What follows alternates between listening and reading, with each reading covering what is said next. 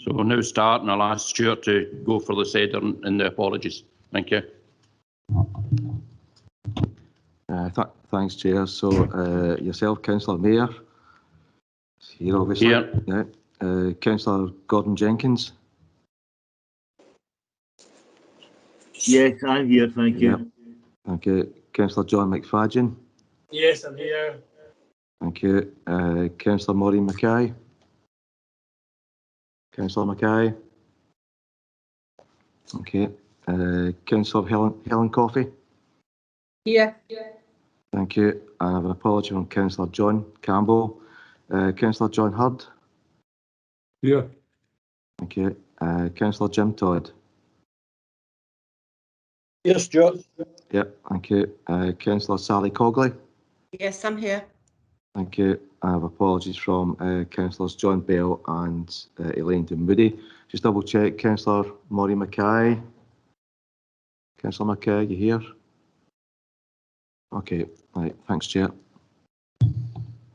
Thanks, Stuart. I'd welcome everyone to the meeting. We'll get Joe Gibson, the Head of Recovery and Wellbeing Service, is going to be talking to a paper, and also Councillor McFadden on as Vice Chair. Nice to see you, John.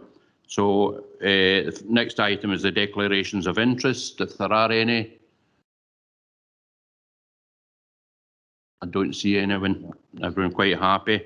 So we'll move on to the previous minutes, the minutes of the meeting of 17th of February, which are on page 3.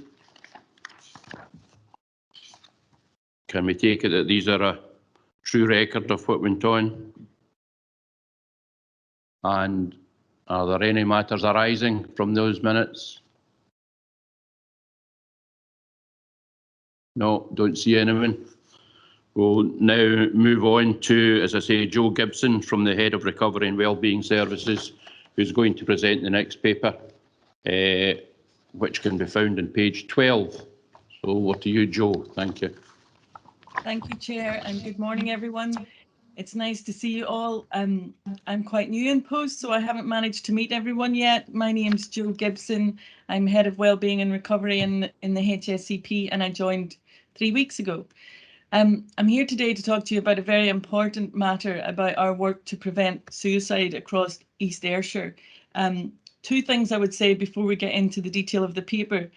The first is this action plan does not sum up everything we are doing and everything we need to do. For me, our work on suicide will never be complete, and we need to continue to keep learning and keep studying what's happening both in the data but also what our communities are telling us, and adapt as we go, and that is our intention. Many actions in this action plan are up for renewal throughout this year anyway, so we will be revising the action plan.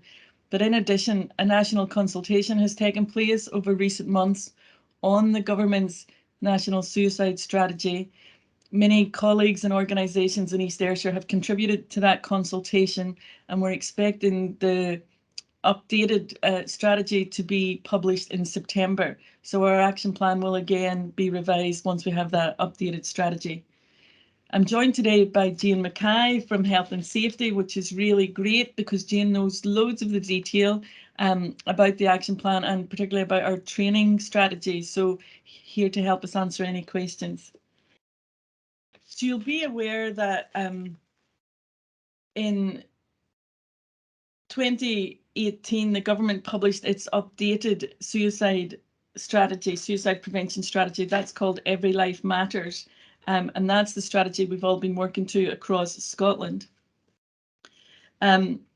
This was published in response to what was noted across Scotland about an increase in numbers of people taking their life by suicide, and a growing concern about us needing to work together. The underlying premise of this strategy and all of our work is that suicide is preventable, and that underpins all of our actions. At the same time, NES, National Education Scotland, produced a new training strategy which focused on a population approach. So we have been working on raising awareness across the population and across all our staff teams of actions they can take if they see signs of potential risk in individuals, but also moving through to a more specialised training package, which some of our staff have now been able to uptake, and we'll speak more about that later. The Every Life Matters strategy has 10 key actions, and we have actions underpinning each of those 10. I'm just going to draw your attention to a few of those this morning. Part of our action plan was revised again in 2018 when it was noted across Ayrshire a considerable spike in the number of suicides among our population. As a result, the Chief Officers Group commissioned an analysis of the last 50 deaths caused by suicide in East Ayrshire to understand the patterns and therefore identify what actions could be taken. That learning again has been incorporated into our action plan at Appendix 1.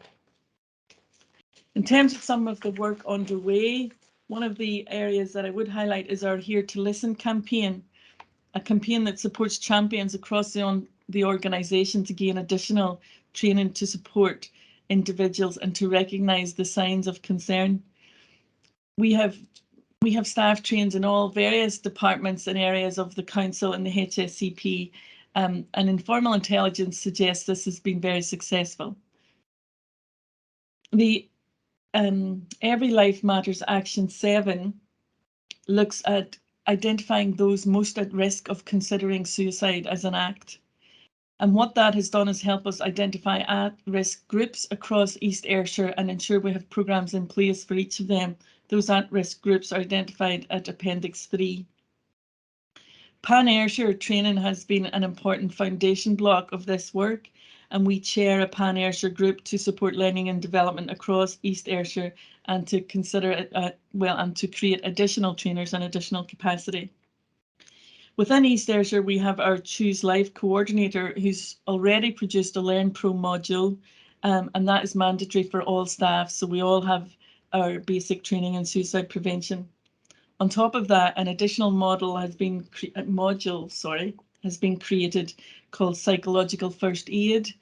And that means that we have a cohort of staff who have that expert level of training and are able to support. We're building on that with our Assist training, which is available across East Ayrshire now, and at request will now be available across North and South also. Distress brief interventions and bereavement support are also a really key component of our support for suicide. So we have commissioned an organisation called Penumbra.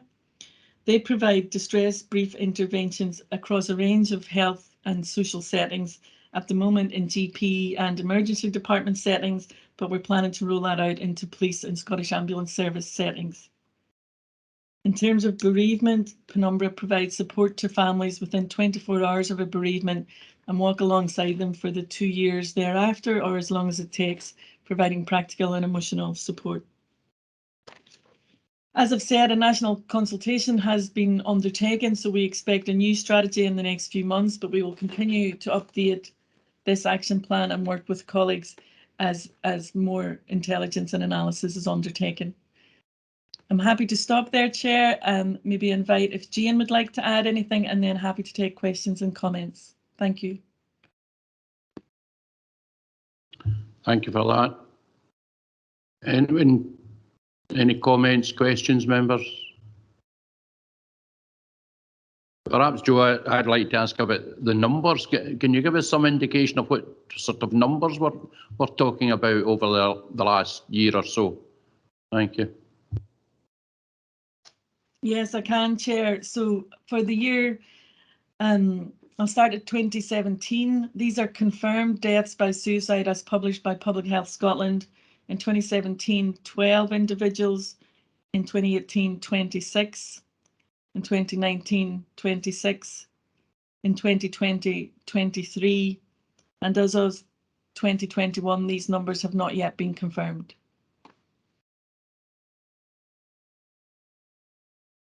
Thank you for that. Thanks. Members, any questions for Joe? Councillor Hurd, sorry, John. Thanks, Chair. Thanks, Joe, for that presentation. This is of great interest to me for a variety of reasons, which I won't go into at the moment. Just a couple of questions. At paragraph 10, you mentioned the Pan-Ayrshire group. Who are the members? Who sits on that group and how often does it meet?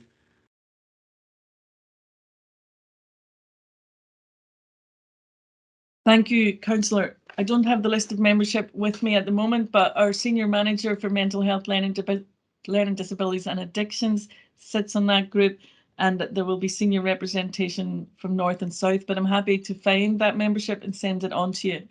I believe the group meets monthly. Right, I would expect that to be a multi-agency group as well. Yeah. Also, at paragraph 11, and forgive me, I perhaps should know this, but who is the Choose Life coordinator for East Ayrshire? I'd like to invite Jean to come in on that question, please. Thank you. It's the Choose Life coordinator is Linda Chisholm from Vibrant Communities. Thank you.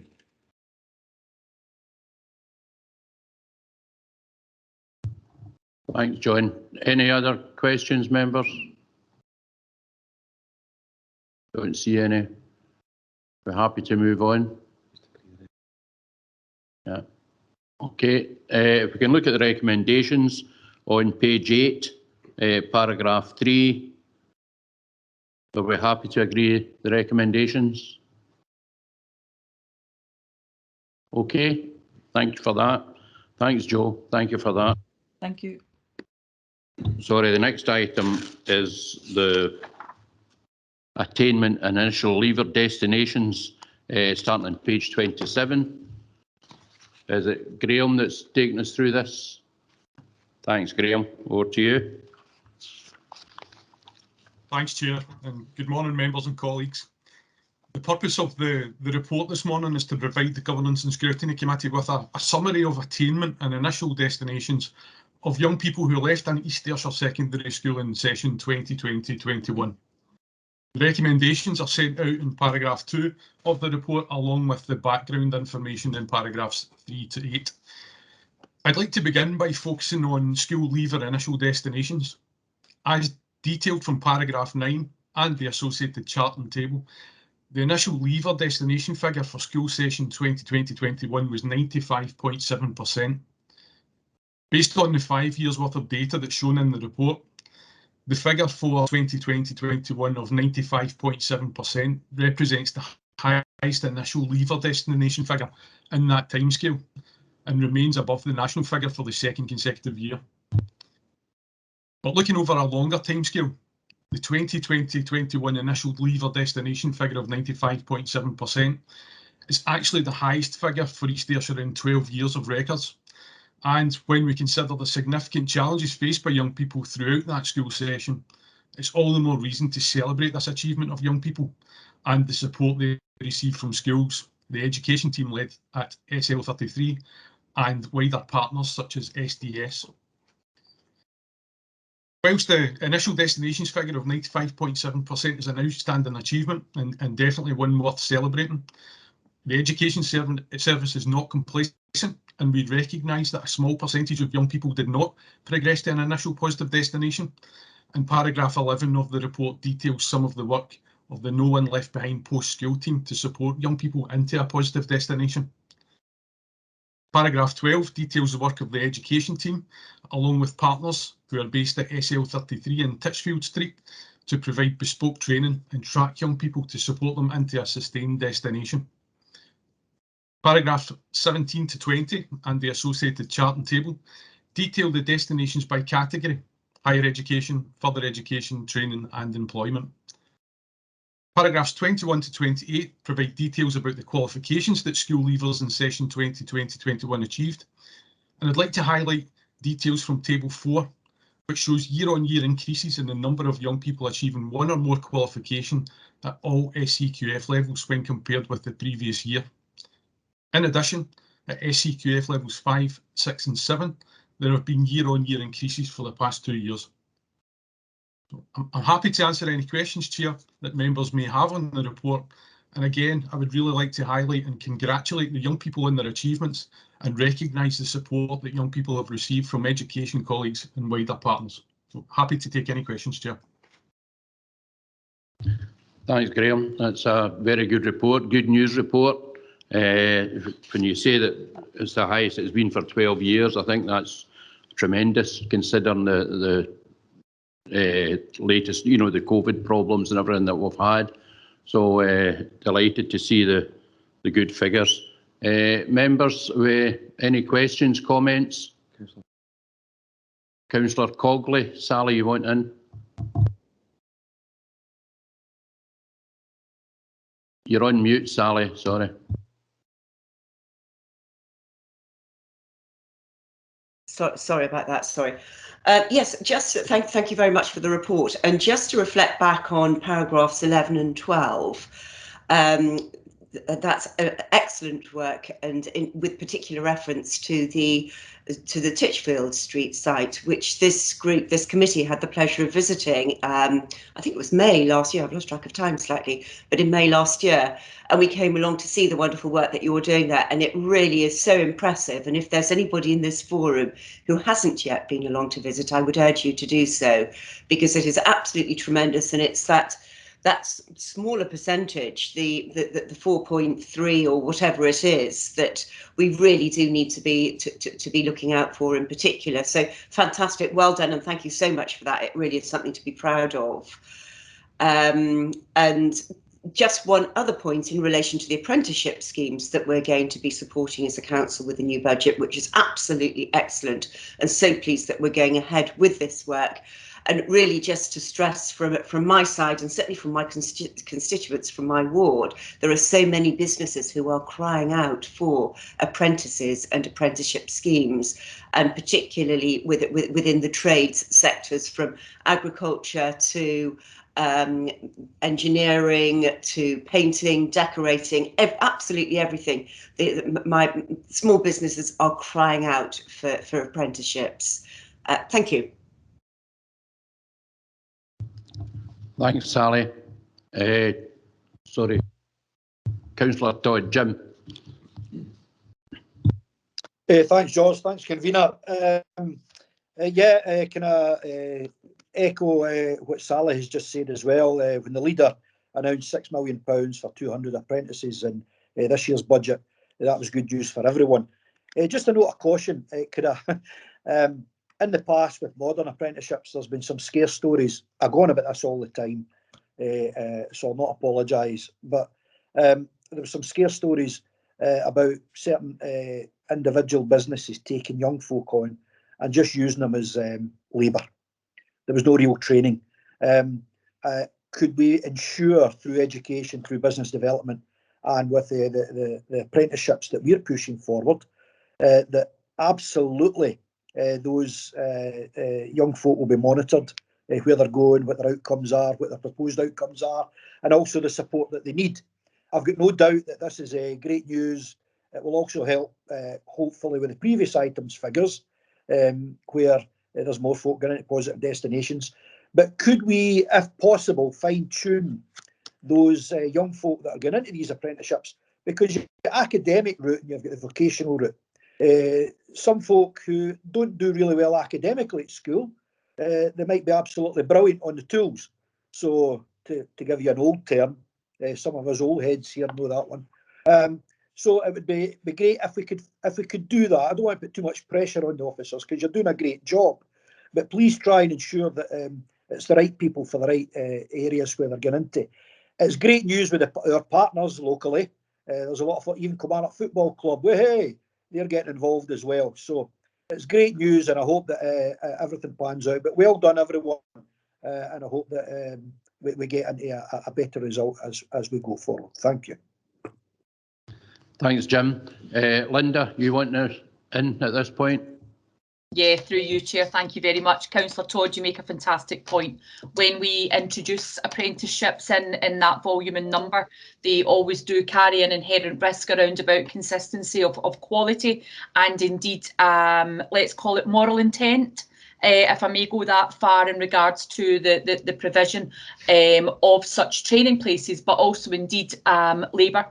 In terms in that regard. So if I can offer a couple of reassurances if I can. So clearly through the work that Councillor Cogley already mentioned in respect of SL33, but also indeed colleagues, the new link Clearly, we were previously economy and skills, so employability sat in the same directorate. It's been moved, but I think I would like to reassure you of the fantastic links across into that area now through my colleague Ian Burgoyne, who many of you will know through the work at SL33. But in addition, colleagues, the establishment now for over a year of the Young Persons Guarantee Board. Now that officially oversees the quality of said provision, and Councillor Todd, I would be delighted to hear of any business not making suitable offers, because clearly we have a function in place for that. In regards to the 200 being offered by the council, a lot of that domain will come through our colleagues in human resources. So what I would say is we see it as a completely corporate and joint responsibility. It's almost akin to corporate parenting, I suppose, Councillor Todd, because we want to put these young people into apprenticeships that we can absolutely be sure of the quality, and we can also be sure of the outcome and indeed safety. But you also highlight a brilliant point, Councillor Todd. Many of the businesses aren't quite sure what to do with an apprentice, so actually it's a double-edged sword. So we're in the position now where any business seeking to take on an apprentice has to actually come and have that particular training. So it's great to be able to report that we have moved on in that respect. How you managed to get Kilmarnock Football Club into that response, I still don't know, Councillor Todd. It was a work of art, but certainly the range of partners, colleagues who are lining up to work with us on this is absolutely gargantuan.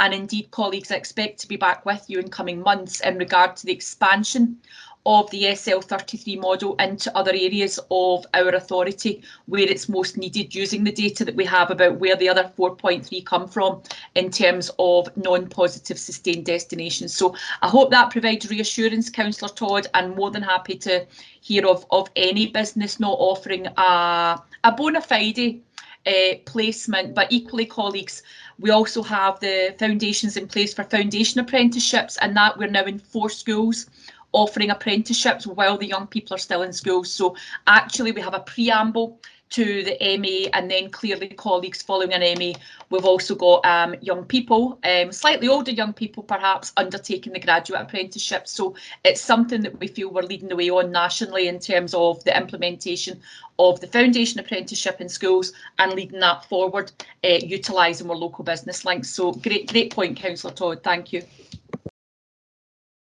Thanks for that, Linda. It's good to hear that it's a whole front job, if you like, that everyone's involved in all the various departments and sections of the council. So that's good. Any other members wanting in? No? Can we move then to the recommendations?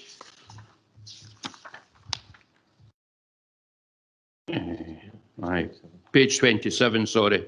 Paragraph 2. The recommendations 1 through to 6. That agreed? Okay, thank you for that. The next item on the agenda is sticking with education. It's the inspections of early childhood centres. And sorry, I've lost my place here. Aye, who's on? Janie. It's Janie, of course it is. Thanks, Janie. Yes, good morning, Chair, members and colleagues. This report sets out the findings from inspections of 5 early childhood centres and 2 of our funded providers of early learning and childcare published by the Care Inspectorate during the period June to December 2021 as opposed to December 2022 as noted in paragraph 1, so apologies for the error there. The Care Inspectorate suspended inspections in March 2020 due to the COVID-19 pandemic, and those inspections resumed in June of last year with a new key question 5, how good is our care and support during the COVID-19 pandemic? In February of this year, the Care Inspectorate notified all providers of daycare of children's services and childminders of their expansion to the inspection programme from the 7th of March this year.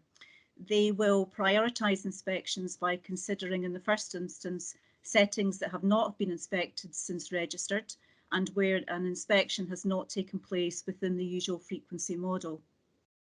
Risk and intelligence, including regulatory history and previous evaluations, will also be considered to identify settings for inspection.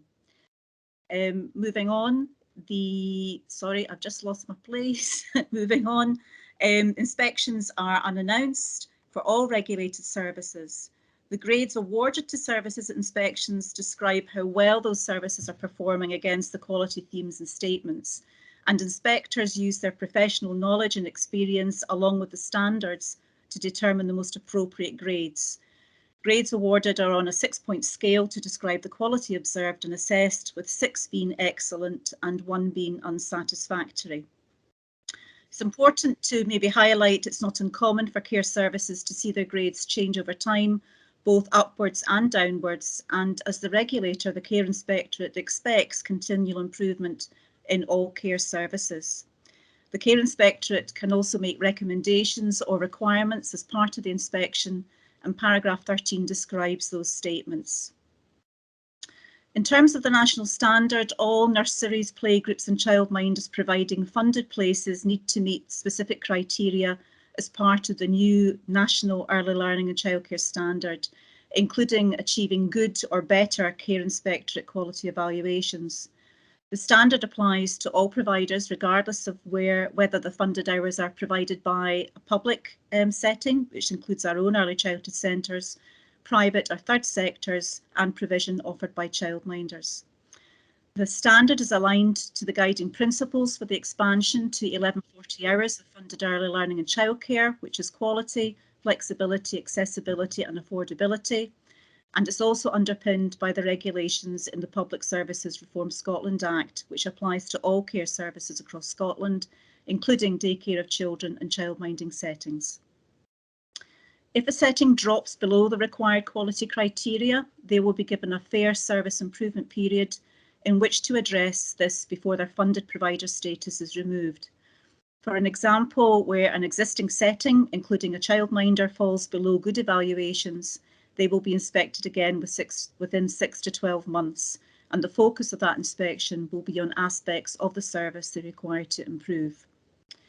There is a new role for the local authority. Paragraphs 25 to 30 set out the new role in assessing and monitoring compliance with the national standard in all early learning and childcare settings, delivering the funded entitlement to 3 and 4-year-olds and eligible 2-year-olds, including childminders, and as part of our contract management arrangements in our role as primary guarantor of quality.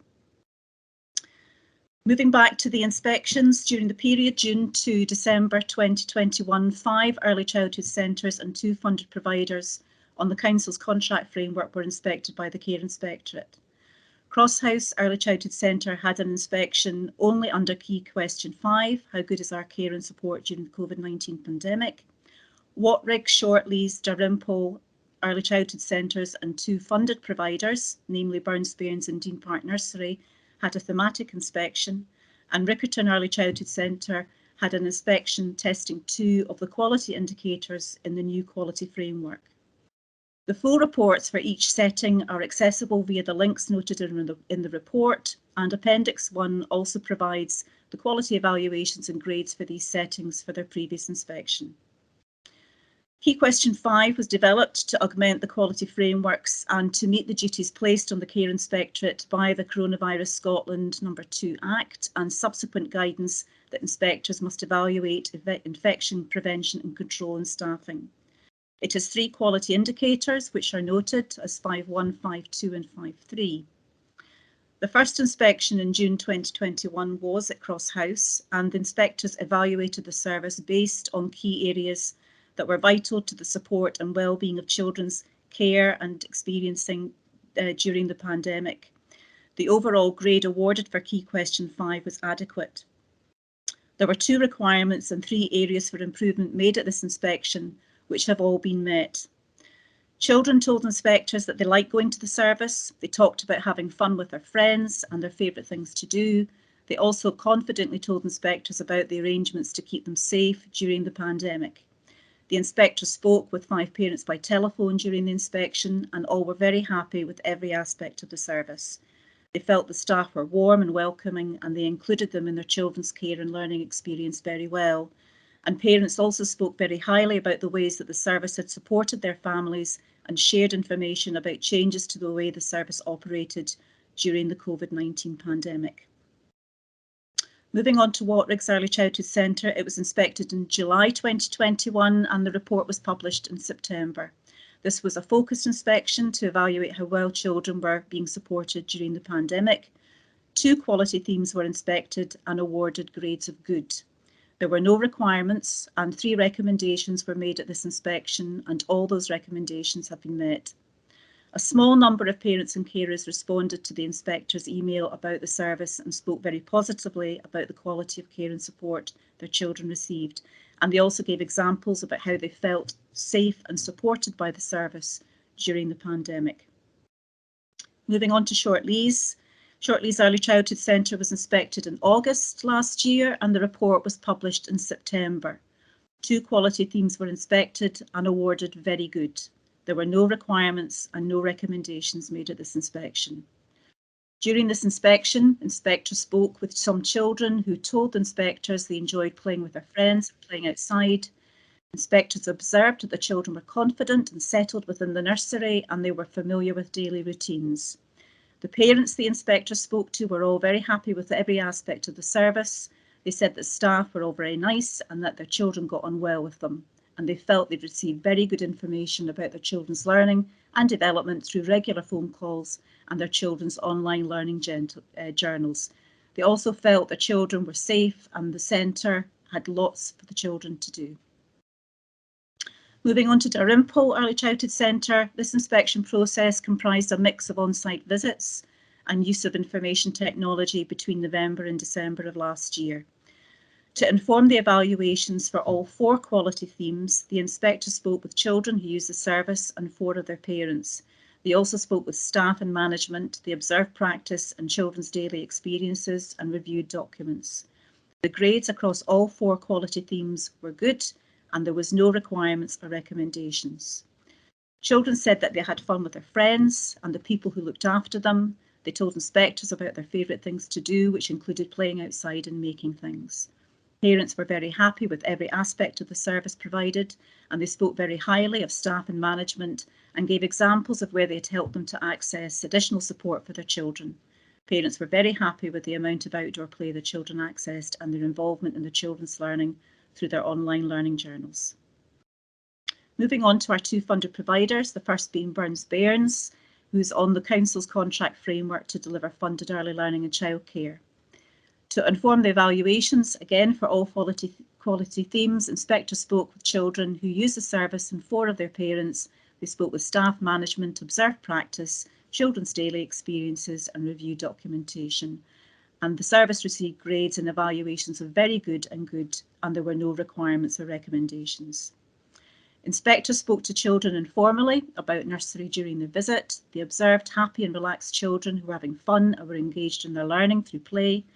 Inspectors issued an online survey to the service to distribute to parents during the inspection and received 13 responses. Overall, parents were very happy with the level of care and support the children received. They were kept well informed of changes through various means and really liked the social media platform and photographs and felt involved in the service. They believed that staff knew their child very well and they had built strong relationships with them. Dean Park, the inspection took place on the 7th of December last year. This inspection process comprised of a mix of on-site visits and the use of information technology. In preparation for the inspection, inspections reviewed information about the service, which included inspection findings from previous inspections, registration, complaints information, information submitted by the service, and intelligence gathered through the inspection year. To inform the evaluations for 2 quality themes, inspectors spoke with 15 people using the service and received online questionnaire responses from 24 of their friends and family members, and they spoke with staff and management, observed practice and reviewed documentation. The grades and evaluations of the 2 quality themes were very good and there were no requirements or recommendations. During the inspection visit, children were observed to be happy and settled, confident in familiar routines, and they engaged in purposeful play, both indoors and outdoors. Online questionnaire responses from parents and carers spoke highly of the service, including the care their children received from staff, some commenting they are fantastic and show genuine care and compassion. Families felt the service was well led and managed, and one response stated, I think it is well managed because they have the children and family best interests at heart, and everything they do is to support the children and family. Lastly, the test inspection using the quality framework. The core of this new approach for all early learning and childcare settings, including school-aged childcare and childminders, is a quality framework which sets out the elements that will help answer key questions about the impact care and learning is making to children. The primary purpose of the framework is to support settings to evaluate their own performance. The framework is then used by inspectors to provide independent assurance about the quality of care and support. Inspectors will use the framework instead of the older and current approach where they inspected against quality themes, and inspectors will look at a selection of the quality indicators, and which and how many quality indicators will depend on the type of inspection, the quality of the service, the intelligence the care inspectorate holds about the service, and the risk factors that the care inspectorate may identify. Between June and September last year, the care inspectorate tested their new framework with 60 settings across Scotland, and this included Riccarton Early Childhood Centre in September last year. They evaluated the service based on 2 key questions and 5 quality indicators linked to the framework, and as this was a test, the evaluations were not published in the report. Children told inspectors that they were happy attending the service. They spoke about their favourite things to do, which included playing outside, drawing and playing with their friends. They said that the people who worked there were kind and funny, and there were lots of toys. Parents told us that they were extremely happy with every aspect of the service. They felt that management and staff were excellent, as was communication. Parents said that they loved seeing what their children had been learning in their online journals, and they felt their children were supported extremely well to progress in their learning, and they felt the centre provided a welcoming, supportive environment for children and families. When the quality framework for daycare of children, childminding and out-of-school care is ready to be implemented in full, the Care Inspectorate will advise us of this. It will enable settings to reflect what they're doing so they can recognise what they do well and identify what they need to do better. And they've also published a guide to self-evaluation for settings to support them in their improvement journey. In conclusion, Chair, the recommendations are set out in paragraph 2, and as noted in the report, all requirements have been addressed and all recommendations have been progressed. Happy to take any questions. Thank you. Thank you, Jenny. A very good report, obviously, and good results. I've got a special interest since my 2-year-old grandson started his education career yesterday. Not in our area, but I expect a full report from Charlie at the weekend on how he got on. So I'm sure he'll be doing just as well as all our kids seem to be doing. So a very good report again. Members, if we have any questions, I'm sure Jane will be happy to answer them. Councillor Mackay, Maureen. Thank you very much, Chair. Janie, thank you very much. Great report. And again, I'm sure parents will be very heartened with the report. It's so demanding of parents to actually give over the most precious thing that they have into the care of anybody else, as you know. And it's great when we hear these really positive responses coming from the children themselves in particular, exactly the responses that you would be wanting to hear. So that's fantastic. I want to just point out in Appendix 1, looking at Dean Park Nursery, which of course is in my own ward, they really have done a sterling job. And as you can see, it's not just in this one inspection, it's in the previous inspection as well in 2017, that what they have consistently got is very goods across the board. And that's really just fantastic. So I just want to note that in particular in relation to Dean Park, but absolutely delighted with everything that's happening across early years. And Janie, again, I want to say that's largely through your consistent input over very many years. So I would like to just acknowledge that. Thank you. Thanks, Maureen. Councillor Herd, John. Yeah, thanks, Chair. Thanks, Janie, for that very positive report. I'm new to this committee and relatively new to this area, and it's the first time I've looked at this in any great depth. I do have a couple of general questions, though, Janie, if I can. Paragraph 24, it says if an ELC setting drops below the required quality criteria, they're given a service improvement period. I take it corrective advice and guidance is given, and if so, by whom? And are there timescales involved in this? My second question while I'm here is I noticed that some of the ELCs were not evaluated for all the quality themes. I wonder why that is when the inspectors are there anyway. Perhaps you could help me with that. Thank you. Yes, thank you for the question, Councillor Hurd. Through you, Chair. I'll start with the last one first. The reason why the inspectors will not look at all quality themes is because prior to undertaking an inspection, they will look at the history of the service, they will look at previous inspections, and it may well be that in that inspection year they've got a particular focus on particular themes. So as long as the setting has previously evaluated either as good or very good or even excellent at previous inspection, they will not look at those themes because that is not their focus. Some they will have assessed as requiring an assessment of all and evaluation across all themes because of previous inspections. So it's really down to the inspectors through their looking at the history of the service, looking at the particular areas of focus about what themes they're going to inspect, and that is the reason behind that. Going back to services in relation to their improvement periods, the national standard came into effect last August. We have 2 improvement officers who are based within the Central Early Years team, and we will work as they will with all services, including our own early childhood centres and funded providers and childminders on our framework. If they do fall below the criteria of good as per the national standard, then they have an improvement period, which is usually 12 months. And we would expect to be working quite intensively with that service for that period of 12 months. And during that period, it is likely the care inspectorate would come back out again and evaluate the service between 6 and 12 months. And as long as progress is being made, they would remain in our framework.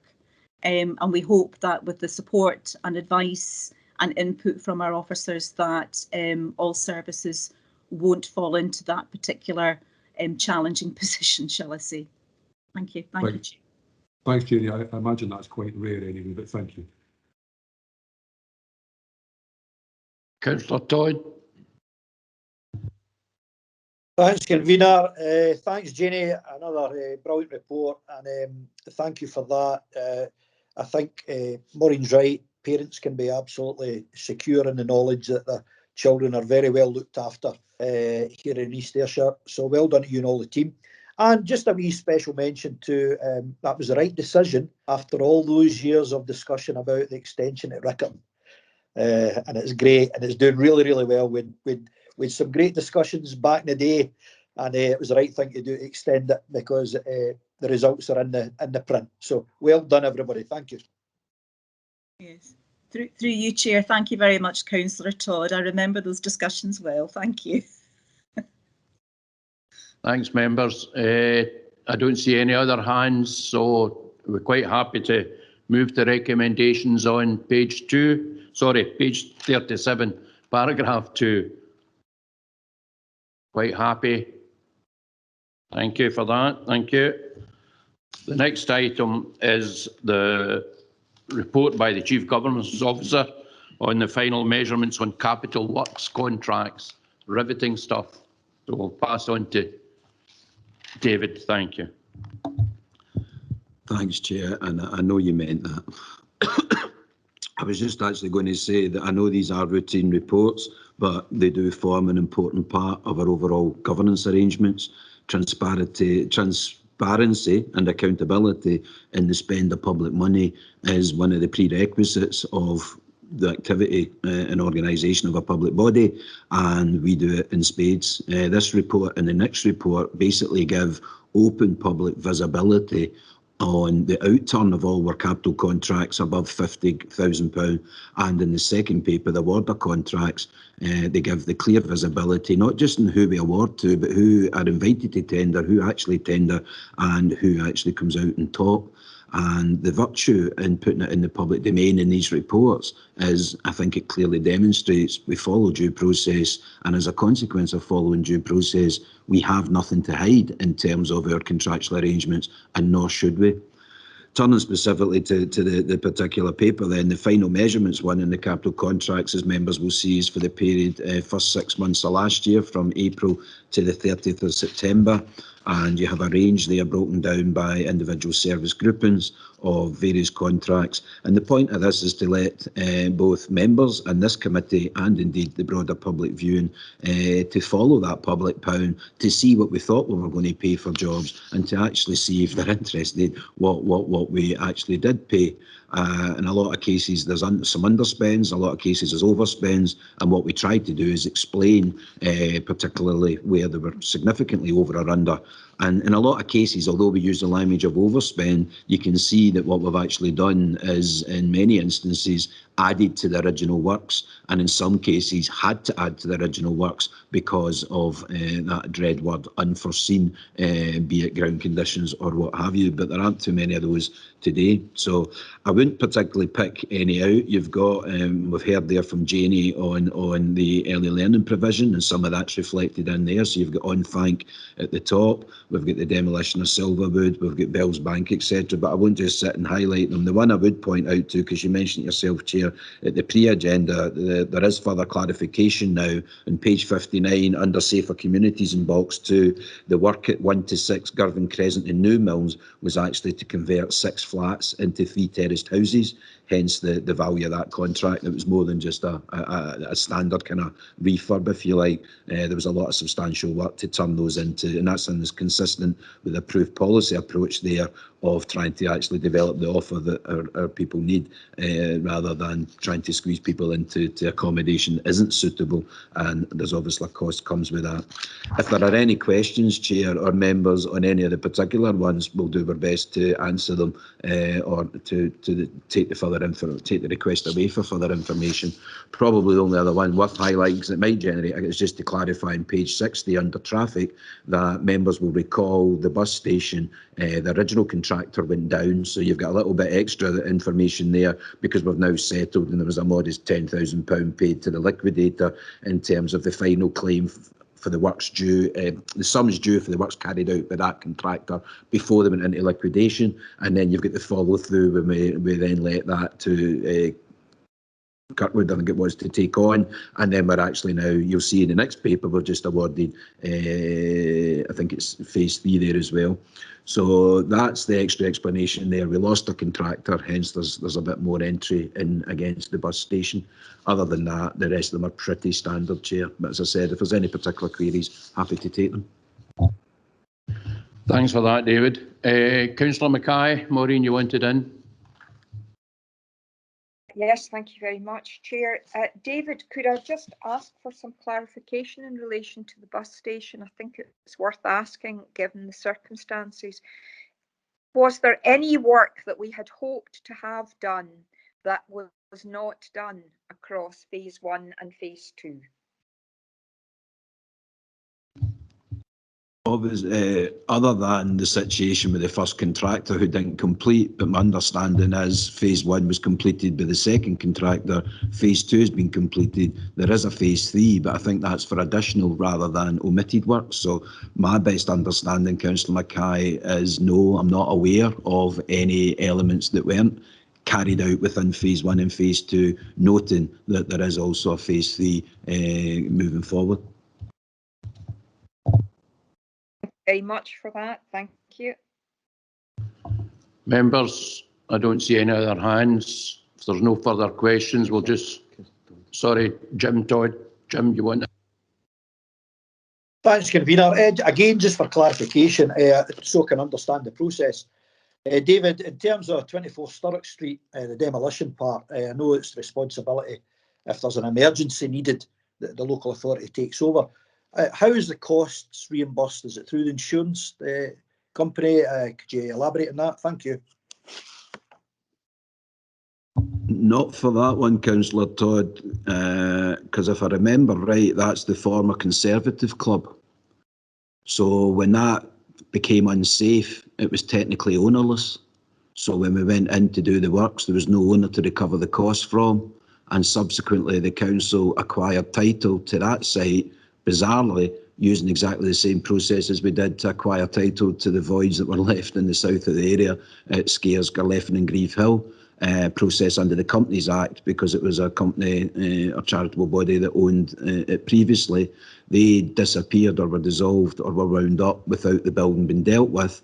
So that building was technically ownerless. So in that particular situation, there was no owner to recover the cost from, but having knocked it down, we did subsequently acquire the cleared site at no cost in order to support the further works there at the steps. I think that is that site up to the former academy and the other environmental works that have been carried out there. So in general, yes, we will seek to recover against an owner if an owner exists, but unfortunately, and we're seeing more of this, if there is no legal owner, which can happen, then there's no one to recover from. But we did get the site for free, other than the demolition cost. Thanks, David. I don't see any other hands up. If there's no further question, we can agree to note as a recommendation. Thank you. And that takes us neatly on to the last item on the agenda, which is the awarding of contracts. And again, as David alluded to, he's back on again to talk to this report. Thank you. Yeah. As I said earlier, Chair, this is the yin to the yang of the other report. This is the report every so often that advises members and puts in the public domain who we've invited to tender, who's actually tendered, the value of those tenders, the outcome and the award, and also we record the community benefits where appropriate on particular types and forms of contract that will be delivered, because we have to we don't have to, we capture that happily as part of our procurement strategy and action plan. So you have the awards, and where appropriate we list the community benefits that are to be delivered alongside these contracts in order to try and make sure we're getting the maximum value for our spend on these significant capital programmes. The Morton Hall one, I would just put in a word there for CBC Stone. If members hear about delay there, it's not CB Stone, and the only reason I mention it is Morton Hall's probably not going to be available for the election in May, and it will probably need to be the primary school now in New Milnes, but it wasn't CB Stone. There was a delay in getting them on because the contractor who did the previous phase at Morton Hall was, in fact, they did the first two phases. The first one wasn't great, but they carried on. They didn't quite finish the snagging in the second one, and although they were at the rump end of it, and it was only about £10,000 of minimal value, we ended up, I believe, having to breach that contractor, move them off to get CB Stone on. So to be fair to CBC Stone, any delay there is occasioned by the previous contractor on phase two dragging their feet. They were delayed getting on, and hopefully though will deliver within the 16-week period, but it's going to come just after the 4th of May. So I'm just putting that in there to preserve them, because if you hear about delay there, it wasn't them, it was the contractor before them, to be fair. Other than that, again, members, if there's any particular queries or inquiries about any of these, happy to try and answer them. It's like me running back through my diary because I sign all these off on behalf of the council, so it's a ready reminder of what we've done in the last quarter as well. Thanks, Chair. Thanks, David. Members? I don't see anyone, so we're happy to note the contents of the report. Thank you. And I think that concludes today's business. So thank you all for attending, and stay safe. We'll see you soon. Thank you very much. Thank you.